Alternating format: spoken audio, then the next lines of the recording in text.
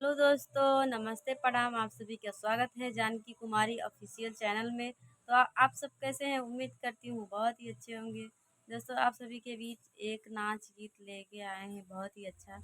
अगर आप लोगों को पसंद आएगा तो लाइक करिए, सब्सक्राइब करिए और चैनल को सब्सक्राइब एक जरूर बताइए आप लोगों को अच्छा लगे तो।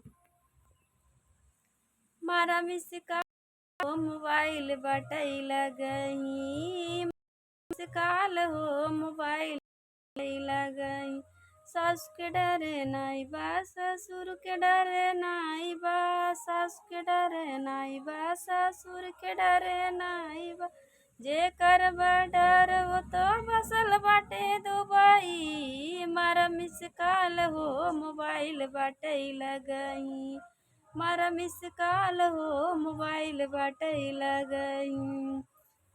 जेठ के डरे नाई बा, जेठान के डरे नाई बा, जेठ के डरे नाई बा, जेठान के डरे नाई बा।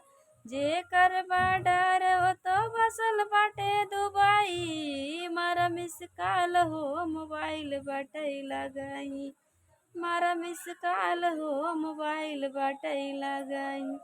देवर के डरे नाई बा, देवरानी के डरे नाई बा, देवर के डरे नाई बा, देवरानी के डरे नाई बा।